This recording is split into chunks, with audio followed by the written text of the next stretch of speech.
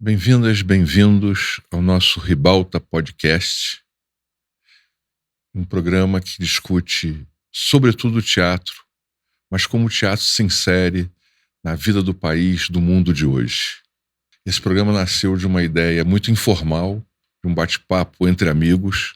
Marco Antônio Rodrigues, que está aqui do meu lado, diretor, ator, já trabalhou dirigido por mim. E pelo Jorge Staca. E pelo Jorge Staca, o nosso convidado de hoje.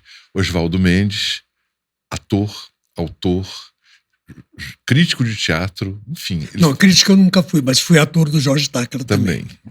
E Sérgio Roveri, dramaturgo e autor e jornalista. E o único que não foi dirigido pelo Tacla. Eu também não. E aqui então fica o convite para você me dirigir um dia. Então, vamos lá. E você, Eduardo Tolentino? E aí, o Eduardo Tolentino de Araújo, diretor do Grupo Tapa. O nosso convidado de hoje é uma das figuras mais importantes do teatro brasileiro, de quem eu particularmente sou fã, acho que todo mundo aqui é, e a gente queria que ele se apresentasse para quem não o conhece, porque sobretudo nós que vivemos atrás dos palcos, o público sabe, às vezes nos conhece de nome, mas não sabe quem somos. A gente pode passear pela plateia e ninguém sabe quem nós somos. Então, uma mini biografia sua, bem curta, Jorge Tacla. Bom, primeiro eu queria te dizer, Eduardo Tolentino, você falar que eu sou uma das figuras mais importantes do teatro brasileiro é quase constrangedor. Quando tem você aqui, tem Marco Antônio Rodrigues, tem Oswaldo Mendes, tem Sérgio Roveri. Para mim é uma honra estar aqui conversando com vocês e poder falar de mim, de nós, né? Porque falando de mim, eu estou falando de nós. Eu deveria me apresentar, dizer quem eu sou, mas eu não sei mais quem eu sou, na realidade. Esse é um problema. Primeiro já começa na minha identidade, quer dizer, eu nasci no Líbano, de pai libanês, de mãe brasileira. Eu me chamava Georges, agora eu me chamo Jorge. Eu passei a metade da minha vida no Líbano, na Europa, 3/3 aqui, agora estou voltando para trabalhar no Líbano depois de 50 anos. E eu dirijo, fui ator, cenógrafo, iluminador, figurinista, tradutor, diretor de teatro, diretor de musicais, diretor de ópera, de balé. Então eu faço um pouco de tudo. Para mim tudo isso é teatro. É teatro, é contar uma história. Agora, quem eu sou, não sei, acho que a cada trabalho eu sou aquele trabalho, aquele momento, com todos os meus conflitos, os conflitos que gera esse trabalho em grupo, que já é a primeira dificuldade, é trabalhar em grupo, e para uma profissão que, no fundo, é muito solitária. E é isso, eu acho que eu sou vocês, meus amigos que estão aqui e que sempre me apoiaram e sempre criamos juntos.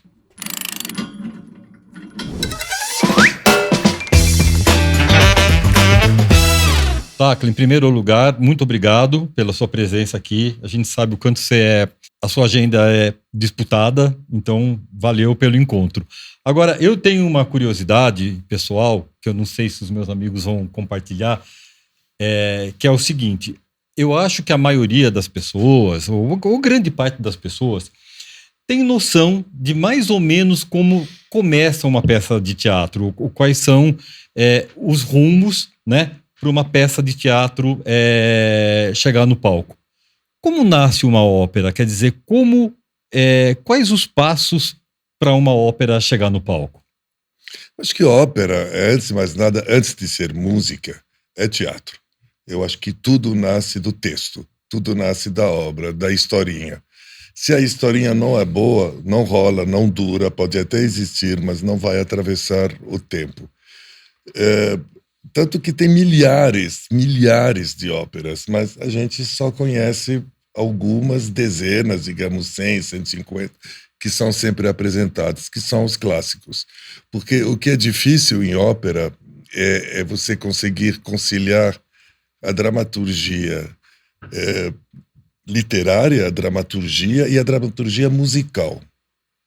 Então, é isso, a música tem que contar a história, o cantor tem que contar uma história, saber o que ele está cantando, e é um trabalho de atletismo, na realidade, sem rede de segurança para o artista. Então, dirigir ali é o que tem de mais fácil. O difícil é interpretar. Quer dizer, a dificuldade da direção é você ter bons instrumentos na mão, que são os artistas. Estar sempre em muito próxima colaboração e sintonia com o diretor musical, com o regente. Porque eu, na minha primeira ópera, quando eu dirigi, às vezes eu fazia um sinal assim para um artista, para um cantor ir mais para a direita ou mais para a esquerda, mas para o artista, cantor que está lá, sinal de mão é do maestro. Então, você tem que saber os códigos, porque senão a pessoa fica... Vai confundir. O que é? Eu estou errado, é para mim, é para o outro, é alguém do coro lá. Então, são muitos códigos. Mas se você não começou a tua carreira fazendo teatro, o texto, o ator e o palco, você não vai saber fazer nenhuma dessas outras linguagens. O teatro é a base, a historinha é a base. E seja qual for a linguagem que você escolhe, o que você tem que apresentar, você tem que contar uma história. E se você não tem uma boa história bem escrita, não funciona. Entendi. Então, dirigir é a mesma coisa para tudo, só que é mais fácil dirigir uma grande massa do que dirigir um monólogo. É mesmo? Há muito mais. O que tem em jogo no monólogo, você acha? O ego do ator ou não é por aí que passa? Claro que passa por aí, mas também todos os conflitos, você tem que ter um entendimento da alma humana, do universo humano, da dor de barriga da pessoa, do momento, do que você está cutucando nesta pessoa, o que você está provocando, que geralmente é um espelho de alguma coisa que você está cutucando em você, então é complicado. E você dirigiu grandes atrizes, né? Em monólogos. Valderez. Dirigi. Marília. Fagundes. Fagundes. Pegando esses... São pessoas de teatro, né? Nascidos... Mas como é que é a dificuldade de trabalhar com eles? Já que você falou na dificuldade que é trabalhar um monólogo. Eu tenho dificuldade para assistir, você tem... São dificuldades diferentes. Em ópera ou em grandes musicais, as dificuldades são mais técnicas. É lidar com massa, é lidar com microfones, é lidar com luz, é lidar com muita tecnologia e lidar com um grande desenho cênico. Então, ou você acerta ou você erra. Quando você trabalha com o artista, é muito mais humano, é muito mais frágil. Você não sabe se você acertou ou errou, até entrar o público. Entendeu? Agora, para mim, trabalhar com uma Marília Pera, uma Valderez de Barros, um Antônio Fagundes, é um presente de Deus, porque você está lidando com pessoas não só que sabem o que estão fazendo, mas que amam o que estão fazendo. E se elas estão aí é porque elas querem trabalhar com você e dizer aquilo. Então, eu tenho muito a aprender, eu aprendo com eles, eu ganho. E são pessoas que cada vez que você não está assistindo o espetáculo, você por uma viagem ou alguma coisa, quando você volta, está sempre melhor. Não são pessoas que se apropriam no mau sentido e mudam a maneira, respeitam a direção, fazem a coisa acontecer. Então, é difícil o processo. Então, as pessoas falam, Marília é muito difícil, Valderez, Fagundes. Mas não são pessoas difíceis, são pessoas exigentes e é um tesão trabalhar com eles. Até faço um reparo, porque eu tenho dificuldade de assistir monólogo. Por quê? Quando eu assisto, por exemplo, um dos espetáculos mais lindos que eu vi, para falar de uma outra figura que poucas vezes nos referimos a ele, que é o Arthur, do Rubens Correia. É um monólogo, é uma coisa magnífica. Né? Então eu não tenho problema com o monólogo, eu tenho problema que é a dificuldade do ator segurar uma plateia sozinho. Como é que é dirigir? Aí é que tá, me parece, o desafio do diretor, né? Porque senão fica alguém falando sozinho em cena. É que você tem que tentar tirar o melhor que tem desta pessoa que, na realidade, às vezes ela nem sabe onde está. Ela pode não saber onde está. Mas se ela escolher esse papel e aceitou trabalhar com você, é porque o teu convite, ou se ela que está convidando, tanto faz, é porque tem alguma coisa aqui que precisa sair e que vai tocar o espectador em algum lugar. É um pouco da pessoa, um pouco minha, um pouco do texto, que tem que tocar lá. Então, são muitos lugares que você tem que penetrar, ou às vezes não penetrar. Aí não está completo o trabalho. Às vezes é perigoso. Jorge, eu vou contar uma historinha antes para chegar na pergunta, porque eu estava ligado na questão dos códigos. Dirigi um monólogo com a Bibi Ferreira também. Ui. Tá ligado na questão dos códigos que você estava falando um pouco, e você transitou por tudo isso, né? Pelo teatro, pelo musical, quer dizer, tudo é teatro, pela ópera e tal. Eu tive uma experiência frustrada em ópera, e acho que eu contei um pouco rapidamente para você, mas só vou lembrar aqui para chegar na pergunta. Porque eu fui convidado há um tempo atrás pelo Hugo Pozzolo para fazer uma desconstrução do Guarani. E a gente juntou uma equipe, trabalhou e tal, e foi bacana aquilo. Aí veio a pandemia, aquilo foi abortado, e aí virou um vídeo, que está inclusive no YouTube. Chama Guarani. Ah, existe? Existe, Guarani em Chamas. E foi bacana, é um texto da Cláudia Barral, uma adaptação da Cláudia Barral e tal. Enfim, mas o que importa disso é que aí, passada a pandemia, a direção do municipal resgatou todas as óperas que tinham sido abortadas na pandemia. E abortada também não é uma palavra muito adequada, né, Sérgio? Você que entende disso. Talvez... Tem na lista proibida, ia falar... Suspensas. Enfim, resgataram todos aqueles trabalhos. E claro, eu fui fui reivindicar que fosse resgatada. E mudou a direção. Aí mudou a direção. E assim, foi um episódio bem escroto, bem nojento mesmo. Inclusive, isso acho que está em cartaz agora, com a autoria do Krenak, enfim, e com vários colegas meus. E eu não levei a coisa para frente porque eram colegas meus. Mas o que me impressionou foi o nível da burocracia. Com a burocracia, e é nesse lugar que eu ia chegar em você, né? Como é que é lidar numa estrutura de ópera, que é uma estrutura que envolve muita grana, envolve muitas outras estruturas, envolve coros, envolve solistas, envolve maestros, enfim. Mas por trás disso tudo tem uma burocracia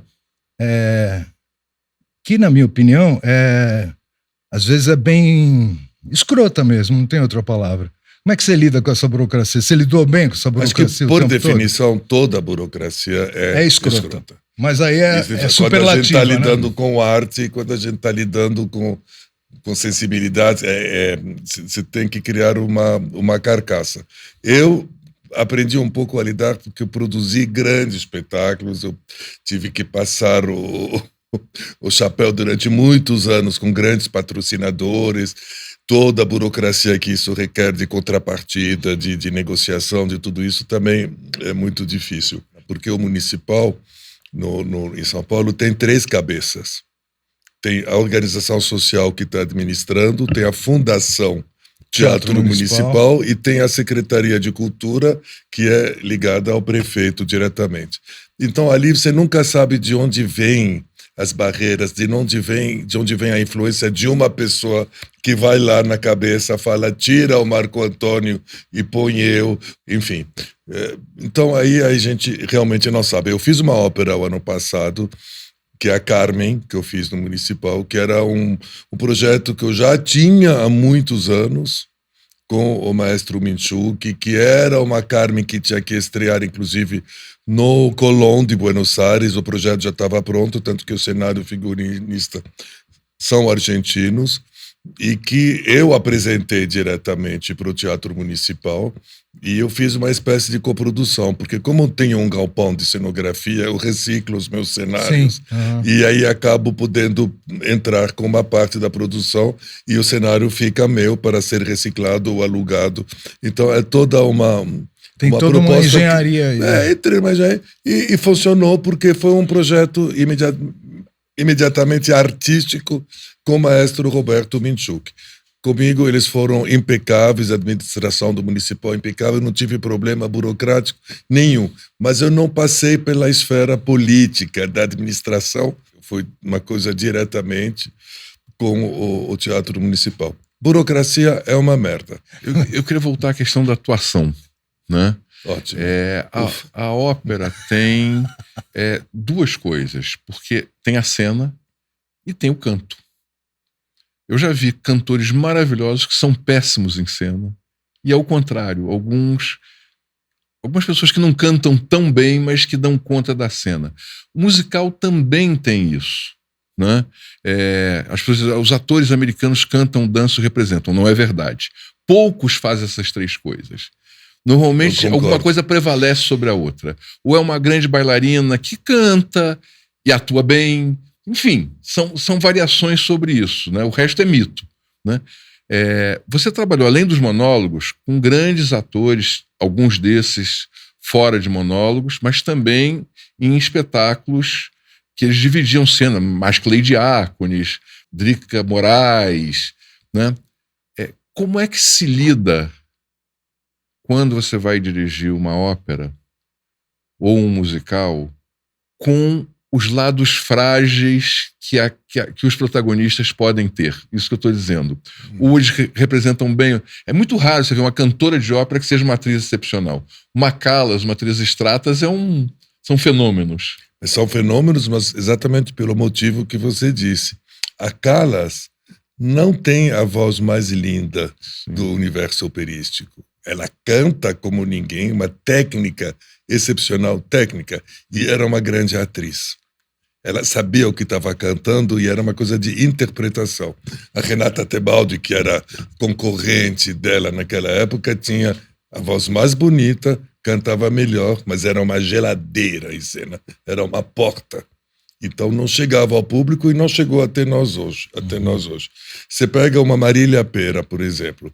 Marília Pera é uma pessoa que tem toda a loucura suicida que um artista tem que ter, a insegurança, mas ela tem uma técnica inacreditável que protege ela. Uma pessoa que chega 4 horas antes no teatro, faz sua aula de sua preparação corporal, sua preparação vocal, faz aula, faz tudo, maquiagem, concentração, tudo que tem que fazer, e entra em cena sabendo exatamente onde vai, com as suas fragilidades, suas inseguranças, mas é certeiro. Também quando erra 100%. Ela é uma atriz que não tem rede de segurança, entendeu? Pegava umas porcarias para fazer, fazia e quebrava a cara. Que já é uma coisa que a Fernanda Montenegro jamais fez, porque ela é uma pessoa que é cerebral. Ela calcula tudo o que ela faz e tem rede de segurança. Então, a dificuldade com as pessoas é você lidar com as suas fragilidades humanas, suas inseguranças humanas. Entendeu? Quando tem um grupo grande.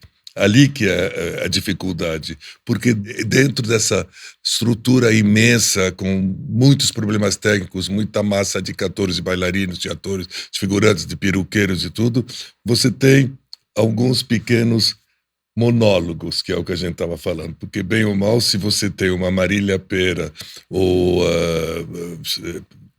uma outra pessoa desse naipe no meio dessa loucura toda, ali tem um monólogo. Uma habanera da Carmen, uma seguidilha. Mas, pois é, em ópera, por exemplo, se você tem uma Carmen que canta excepcionalmente bem, que é extraordinária, mas que não tem sensualidade, não funciona. Ninguém vai acreditar a história de uma mulher livre, sensual, poderosa, que todos os homens querem. Então, difícil é achar isso. É muito difícil. Mas, às vezes, em musical, especialmente num país como o Brasil, que realmente é só de 15, 20 anos para cá que tem pessoas preparadas para essas linguagens todas, você tem um teste de música, um teste de canto, que a pessoa não tem as notas. Tem o corpo, tem a interpretação, canta lindamente bem, mas não tem algumas notas. Isso é eliminatório. Então, é isso que é difícil, porque às vezes não tem. Mas o que eu aprendi com ópera e com musical é uma coisa que não tem em teatro hoje em dia. Tinha na minha época que eu fiz o Conservatório de Arte Dramática como ator. Eu não fui um ator bem-sucedido porque eu era muito ruim. Quando eu fiz em Paris o Conservatório de Arte Dramática, uma coisa que eu aprendi, que falava em francês, emploi. O emploi, aqui falam physique du rôle, mas physique du rôle é o corpo do personagem. São os tipos, registros. Em ópera você é soprano, você tem as notas e vai escurecendo as notas, vai escurecendo o papel, o personagem, como intensidade. E em teatro, às vezes, você trabalha com um ator que você acha que pode dar conta, porque é um grande ator, faz tudo, mas às vezes o ator não tem as notas, não tem o registro. Aí você não sabe por quê. Né? A tessitura. A tessitura, exatamente. E hoje em dia a gente, enfim, especialmente a nova geração menospreza um pouco isso, que é uma coisa careta, antiga, mas existe. Agora, tem uma coisa que você falou aí Você é um diretor que sabe muito bem a tessitura dos atores. Procuro cachear da melhor maneira possível. Não, eu assisti teu penúltimo espetáculo, Giovânia. Bom, eu saí de lá aos prantos, cara. Fiquei derrubado. É brilhante. Um trabalho de ator excepcional. Mas eu queria voltar um pouco a essa coisa da tessitura vocal, né? Você tem exemplos, por exemplo, My Fair Lady, tanto Rex Harrison quanto Paulo Autran, e depois o Paulo fazendo também O Homem da La Mancha. Eu vi o Abraham Murray na Broadway. Ah, é? Fazendo um musical de Marivaux, também falando o texto. O musical também permite... Aí tem que ser um grande ator para fazer isso. Tem que ser um grande ator. Que não cante a música, né? É difícil não cantar a música, e é uma coisa que vem do cantado falado do teatro alemão, de Kurt Weill também. Da opereta alemã também. Da opereta alemã, exatamente. Mas tem que ser um grande artista, né? Porque, na verdade, uma grande interpretação falada soa como música, né? Se é declamada como antigamente, ou se é falada com sentimento. O Paulo Autran fazia... a mesma linha que o Rex Harrison, que não sabia cantar, mas era o próprio Pigmalião. Era o próprio professor Higgins. Entendeu? Então é possível, até na ópera é impossível fazer isso. Na ópera é impossível. É impossível. Não, só para ficar nesse capítulo da ópera, o seu trabalho no teatro de prosa, digamos assim, também tem essa influência no resultado do espetáculo, né? Eu falo isso, falar de 2 espetáculos próximos. Mesmo no monólogo da Valderez fazendo a peça do Plínio, Blavatsky, que tinha uma coisa operística. Na verdade não era um monólogo, mas era tão... Não, eu fiz um monólogo com a Valderez, era um Rumi. Lembra o Rumi? Era maravilhoso. Mas também tinha essa coisa operística, como tinha na Medeia, que a gente fez junto. Exatamente. Que tinha uma impostação cênica dos atores. Foi um desafio como ator trabalhar contigo por causa disso. Você exigia mais do que eu aprendi a respirar diferente com esse espetáculo, por exemplo. Que é uma você me odiou muito na época? Você me odiou muito? Não, adorei, porque na verdade esse negócio da voz... Você fez lindamente. Mas você que impulsionou fazer um trabalho que não me ocorria. Eu usar, não sei nem se você tem consciência do que você fez. Você faz assim, respira na fala, né? Não é respirar normal, a gente respira. Assim, fala, usa a respiração na fala. Não sei se você lembra disso. Não lembro. Não, então. Mas é que você fazia o mensageiro, né? Não, fazia os reis. E os reis, é verdade. Fazia os reis. Então, Egeu, né? Impressionante. Mas foi a coisa da ópera, essa coisa toda da voz, que punha um outro tipo de impostação, né? Num texto que foi costurado junto, que a gente costurou junto. Então, você tem a consciência disso? De que você leva para o espetáculo da prosa essa coisa operística? Eu não sei, porque a prosa, antes de fazer ópera, eu já tinha dirigido umas 60 ou 70 peças antes. Então, talvez eu tivesse isso dentro de mim, inconscientemente. Talvez o que eu sempre gostei na Valderez, por exemplo, eu acho que ela é uma atriz operística. Até a impostação dela de voz é de ópera. Ela tem uma impostação e ela não consegue fazer uma pessoa humana, uma pessoa normal. É sempre uma coisa que te leva para o trágico, mesmo no cômico, como um palhaço, né? A Marília também tinha isso, uma dimensão, a dimensão do palhaço, né? Se é o trágico e o cômico, isso é uma coisa totalmente operística, de uma certa maneira, porque são dimensões que não são dimensões do cotidiano, do real. E se eu faço teatro, é porque eu quero fugir da realidade. Não me interessa a realidade. Interessa. A gente quer ir para outro lugar. E eu tento levar as pessoas para outro. Já quebrei muito a cara também. A gente erra. Mas eu era muito pretensioso, era muito arrogante. Eu achava que eu sabia tudo. Hoje eu descubro que eu não sei nada. Não sei nada. Jovens envelheçam, como dizia o Nelson. Jovens envelheçam. O Tacla, falando nisso, você... Esse me conhece bem, que ele trabalhou comigo anos. Muitos. Você fez o conservatório em Paris, depois foi para Nova York, estudou no La Mama. Quando você chegou Trabalhei no La Mama como ator, 3 anos. Né? Quando você chegou em São Paulo, qual era o teu sonho? Você veio para cá já com essa ideia de se tornar um diretor de ópera, talvez de musical? Assim, qual era o desejo mesmo que te trouxe em São Paulo? O que você achava que você conseguiria fazer aqui? Eu não achava nada. Eu vim assim. Eu sempre vinha ao Brasil em criança porque a gente vinha passar férias na casa da minha avó, que morava aqui. Eu vinha passar mês de julho com os primos. Era Brasil, era tudo muito grande. São Paulo? Em São Paulo, E na Bela Vista, e, enfim, ia para o sítio, ia para o Guarujá, enfim, essa coisa nos 50, 60. Tinha Meu avô era um imigrante libanês que veio e que construiu o império aqui, têxtil, no Brasil. A família já perdeu tudo, mas tudo tinha uma dimensão muito grande. Eu sempre tive o sonho, desde criança, de morar no Brasil. Sempre, sempre. O Líbano era muito pequeno, muito apertado. E meu pai sempre nos incentivou muito, porque ele sabia que lá ia ter problemas. E olha que ele era político, diplomata, enfim, ele era libanês que vivia lá mesmo. E quando eu vim para o Brasil, na realidade, foi por acaso a primeira vez. Porque eu morei 7 anos em Paris, porque meu pai foi embaixador do Líbano em Paris, aí eu estudei arquitetura, fiz arquitetura, Escola de Belas Artes, Conservatório de Arte Dramática, e comecei a trabalhar com o Bob Wilson, e aí fui para Nova York para trabalhar no Teatro La Mama, onde fiz uma audição e entrei. Fiquei 3 anos. Aí estourou a guerra do Líbano, a guerra civil, em 75. Eu estava em Nova York.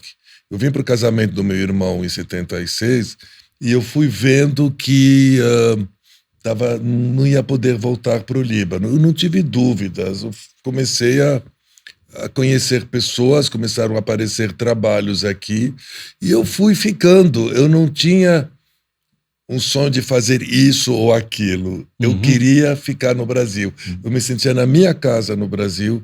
Eu sentia que eu ia descobrir a minha identidade no Brasil. E quando fala identidade, é uma coisa intelectual, uma coisa política, uma coisa sexual, uma coisa social, uma coisa de universo. Eu senti que meu lugar era aqui, que a minha metade brasileira agora precisa ser desenvolvida. E o que o Brasil me deu, o que São Paulo me deu, foi imenso. Eu acho que nenhum país desses eu teria tido as oportunidades que eu tive aqui. Hoje eu percebo. Mas na época eu ralei, eu fui massacrado, fui achincalhado. Por quê? Primeiro, porque era árabe, porque era de família rica, porque eu vinha da Europa. E eu chegava também cheio de regras. Eu não percebia que eu tinha que baixar um pouco. Você não conhecia esse Brasil, né? Do teatro. Não.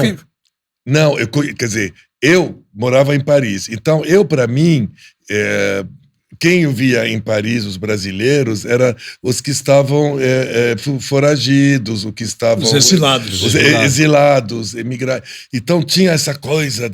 Então, quando eu cheguei no Brasil, tinha, assim, uma efervescência que me excitava muito. Você chegou antes da anistia, que trouxe... Na ditadura. 77 foi?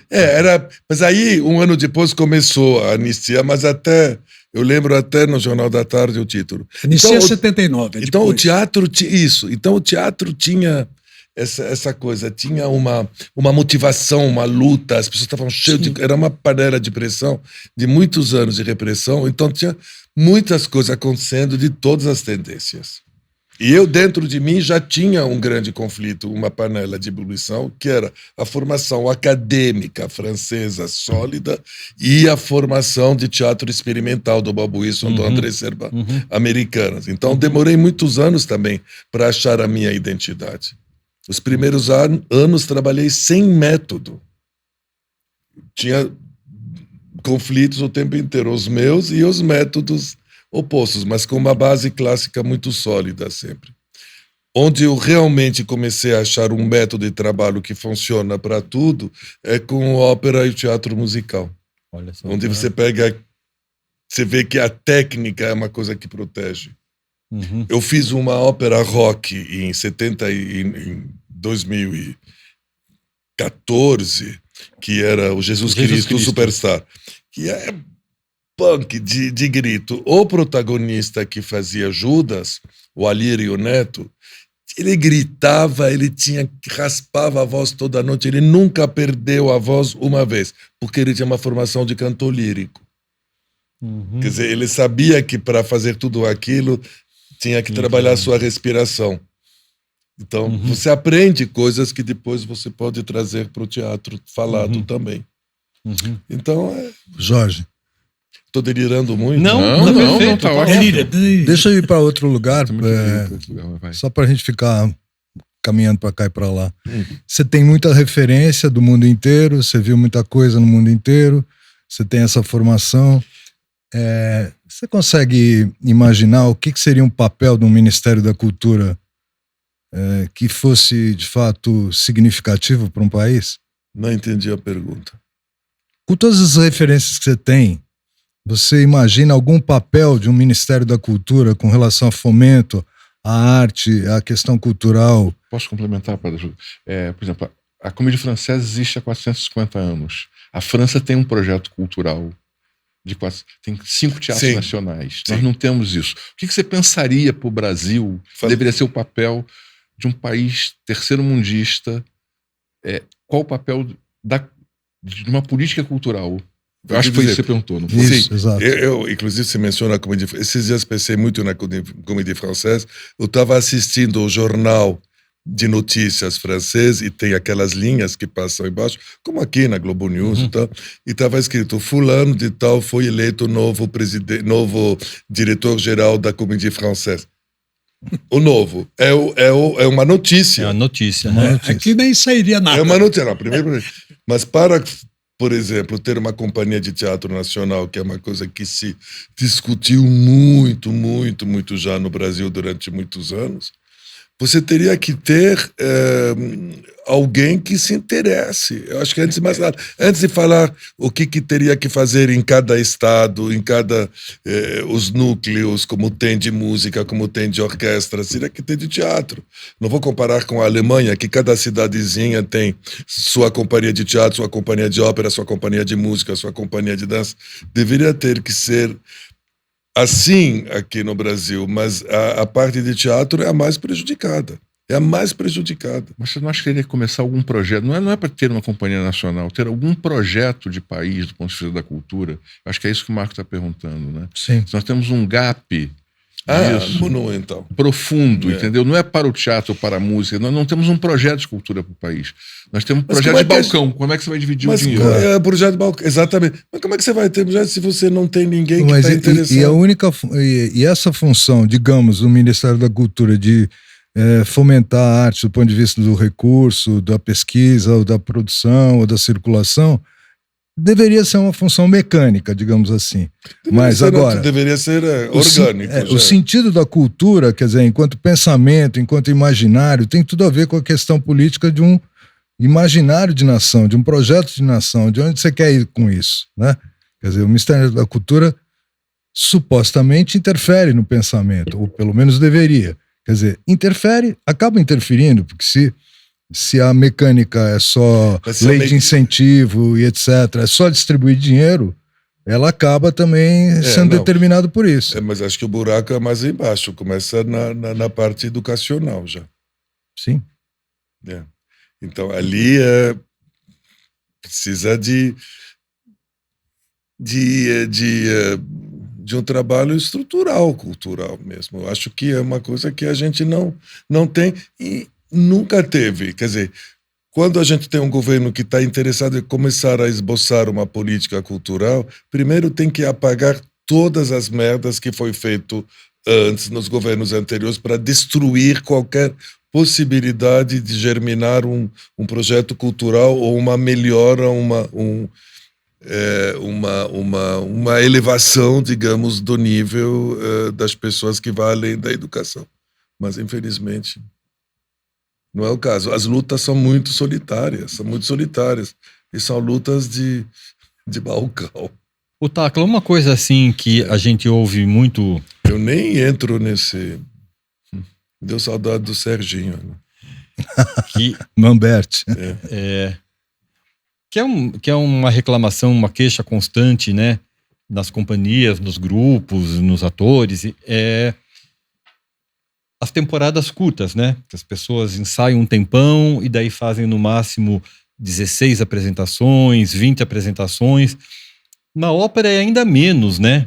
Assim, é difícil você ter uma ópera... Estou falando aqui no Municipal, por exemplo. Eu não sei quantas restas a Carmen teve exatamente. Teve 7 e retoma em 2026. Quer dizer, como eles fizeram Guarani há 2 anos, retomaram agora, Carmen retoma em 2026. Estão tentando manter repertório. Mas não é muito pouco? É muito pouco. E isso é por um motivo muito simples. Mas em teatro também, proporcionalmente, está muito pouco também. Antigamente a gente vivia do teatro, né? A gente ganhava dinheiro em teatro. Hoje em dia isso não existe mais, é uma outra conversa. Mas ópera, na realidade, seria inviável se não fossem os corpos estáveis da prefeitura e dos teatros. Você não contrata uma orquestra de 80 músicos, um coro de 80 pessoas. São corpos estáveis fixos. E as vozes, elas são contratadas por apresentação. É 1 mês e pouco de ensaio e por apresentação custa tanto. Então, o custo é alto. Mas eu acho que se tivesse 30 apresentações de Carmen, lotava as 30. Pois é. Eu acho. Eu acho que tem alguma coisa errada ali, porque também nesses teatros se gasta fortunas para fazer eventos que ninguém está interessado. Não existe também uma ausência da temporada de ópera como existe no mundo? Claro! Uma temporada de ópera. Quer dizer, a Carmen naquele ano vai ser 10 sessões, mas aqueles solistas vão cantar outras tantas coisas. Como antes tinha. Nós tínhamos aqui temporada de ópera. Aí você contratava as pessoas para fazer tal e enfim, tinha 11 a 15 títulos por ano, tinha aqueles 3 meses de temporada de ópera. Tinha os empresários, tinha as pessoas que faziam e a prefeitura que cedia o teatro. Agora você faz uma temporada de ópera, tem um monte de coisa no meio, tem um monte de coisa durante a montagem, tem um monte... São 7 apresentações. Abre a bilheteria, lota. Pois então, é dificílimo conseguir. É muito difícil. É uma perversão isso, né? Porque as pessoas não conseguem assistir também. Não conseguem. É perverso. Eu realmente, até hoje, eu não entendi o mecanismo. Mas eu vejo os contratos dessas OS, o que elas têm que entregar e o que elas recebem, já é um milagre fazer o que elas estão fazendo, porque a exigência é muito grande. É tal coisa no Brasil. Ok, eu vou te dar tanto, o que você me dá em troca? Não tem que dar nada. Nada em troca, pois Você não tem que dar nada em troca, tem que fazer e dar para o povo. entendeu? Cultura não é uma mercadoria de... Mas o público ficou em último lugar para nós, não é? Ficou. O público ficou em último lugar. Eu acho que essa é a coisa mais perversa. Quer dizer, você faz para cumprir aí as normas burocráticas ou políticas ou demagógicas, sobretudo, mas o público não interessa. O público é a coisa que menos passou a interessar. No teatro, então, passou a não interessar nada. Dane-se o público. Mas no mundo da ópera, da dança, também tem isso. Quer dizer, o público é ávido para ver, tem vontade de ver e não consegue, porque é restrito. Eu fico desesperado em ópera, fico desesperado. É um trabalho que tem 200 pessoas em cena, as pessoas dando sangue, as pessoas que vêm. Teve um dia durante uma virada cultural, a gente estava numa temporada de Traviata e eu pedi para abrir o teatro para o público da virada cultural de graça. E fizeram isso. Vão destruir o teatro, não sei o quê, vai ser uma merda. Eu falei, não vão. Abre. Anunciaram de manhã, às 8 da manhã, tinha fila de quarteirão no Teatro Municipal. Pessoas que nunca tinham entrado no teatro, nunca tinham visto uma ópera, estavam lá extasiadas, chorando, batendo palma na hora certa, amando, respeito. Foi uma loucura. Existe um público muito grande que não é considerado. E são rios de dinheiro para pagar esses corpos estáveis que estão lá e não são aproveitados também. Então, não entendo. No entanto, perverso. Teve uma coisa que evoluiu aqui no Brasil, que é o teatro musical. Desse ponto de vista... Eu sou culpado disso. Não, eu vou elogiar isso. Não, é um elogio. É o mercado. Se criou um mercado, né? Coisa que você, inclusive, se afastou do teatro de prosa de alguma maneira. Me afastei um pouco. Se afastou... Você era muito mais ativo e entrou num lugar onde passou a existir um mercado. Quer dizer, em que ponto esse teatro de prosa abandonou essa ideia? Eu acho que do público é a primeira coisa, esquecer que o público é importante. Não é para fazer sucesso, não é isso que eu estou dizendo, não. Sim. Mas onde o teatro de prosa no Brasil perdeu essa coisa que era pequena, mas existia. Você ia assistir tal ator em tal teatro, tal companhia em tal teatro, tal grupo em tal lugar. Os teatros tinham cara. Tinham. Acho que foi uma coisa progressiva, que é da mesma maneira que as pessoas estão menos ligadas à palavra e ao papel, estão lendo menos livros, as pessoas estão querendo as sensações vindo muito rápido, as emoções, o som, as imagens muito rápidas, sem fazer esforço, ficar em casa. Foram se afastando do teatro, onde tem que ouvir palavras e ver seres humanos ao vivo. Uma vez eu vi uma criança assistindo teatro infantil e ela estava lá sentada no fim, ela fazia assim o tempo inteiro. Ela queria ver de mais perto, sabe? Como se faz aumentando a tela. Numa tela. Que louco. Que louco. Aí isso me deu um susto, entendeu? Aí você vai percebendo que é progressivo, da maneira que acontece com tudo, acontece com... E o musical... o teatro musical trouxe outra coisa, que é o canto, a dança, as imagens, o som alto, e talvez seja isso. As pessoas, infelizmente, não saem mais de casa para ver um grande ator dizendo algo relevante. Eu não sei onde começou, mas quando eu me sinto um pouco culpado, é que eu sempre amei teatro musical. E eu lutei muito para criar esse mercado no Brasil e trazer gente do Brasil inteiro. Mas acho que ele não se opõe. Não, mas foi a época que eu um pouco abandonei o teatro de prosa, quando hoje em dia eu tento voltar, eu vejo que é impossível. Uhum. Eu tô há 3 anos com o projeto de uma peça do Plínio Marcos, que eu quero fazer, que eu comprei os direitos, que é o Abajur Lilás. Ninguém aceita fazer, nem o patrocínio, nem um teatro, nem um Sesc da vida, nem um Porto Seguro, eu tenho Leroy, eu tenho tudo, nenhum patrocinador quer isso, e são poucos os atores e as atrizes que se interessam. Entendeu? Por exemplo, pode ser que seja uma peça ruim, não sei, eu amo. As pessoas nem sabem quem é Plínio Marcos, nem lembram.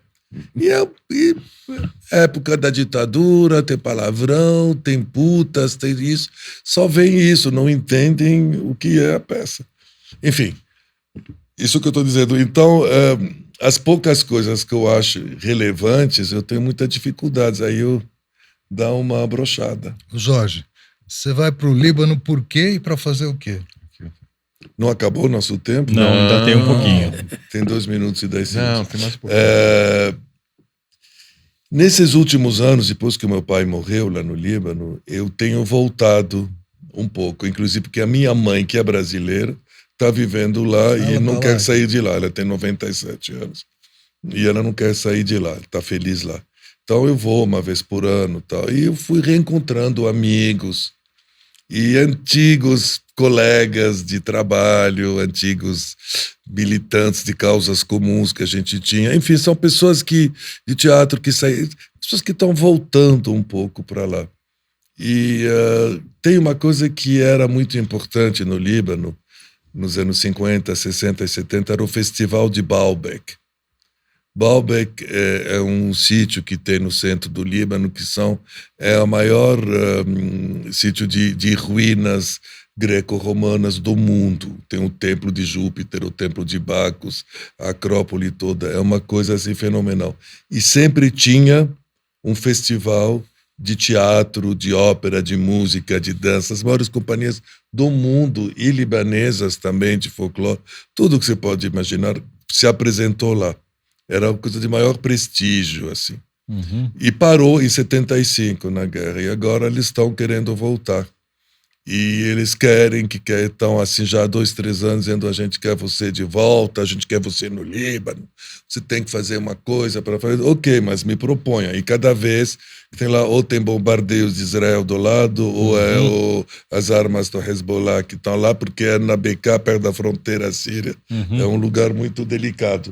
E aí o que acontece é que resolveram esse ano fazer, e eles queriam fazer um grande espetáculo árabe e uma ópera, como faziam antigamente, naquelas ruínas, ao ar livre. É uma coisa deslumbrante. E eles queriam, porque eles viram na internet tudo que eu tinha feito uma Carmen aqui, queria fazer uma Carmen lá, um pouco oriental, um pouco com uma outra linguagem, enfim. E aí eu aceitei esse desafio. Que legal. Com risco de parar a qualquer minuto. Agora, estou trabalhando nisso há 3 meses, agora no fim do mês legal. vou estrear um espetáculo aqui, e aí eu vou para lá, e eu vou ficar 5, 6 meses para fazer isso. E o que você vai É estrear um novo aqui? Desafio. Antes de cortar, o que você vai fazer aqui? Depois a gente volta. Vou estrear um espetáculo de dança. Eu não vou dançar, não. Eu fiz o roteiro, a direção, a iluminação, será que chama Bolero? É baseado no Bolero de Ravel, Legal. com o Estúdio 3, companhia de pessoal, dança. A gente Gilene, Você viu o laboratório desse? Eu ia no dia, o Uber me ferrou. Eu ia no primeiro exercício aí de vocês. Porque agora eu tenho bailarinos e bailarinas, né, que estão nesse espetáculo, que ficaram insuportáveis porque estão trabalhando com Tolentino e resolveram que são atrizes e atores. Então,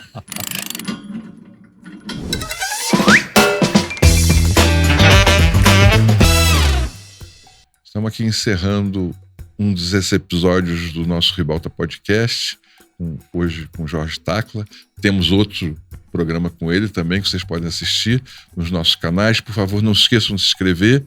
E deixamos a última palavra para o Tacla dizer como o público pode se comunicar com ele, ou saber o que ele está fazendo, qual a forma de comunicação com ele, através de mídia social ou de outra coisa qualquer. mídia social, Instagram, Jorge Tacla, meu nome, Facebook. Eu não vou pôr meu número de telefone aqui, porque a gente nunca sabe. E é isso, as outras plataformas, melhor não divulgar. Obrigado. Obrigado. Obrigado. Obrigado, Jorge.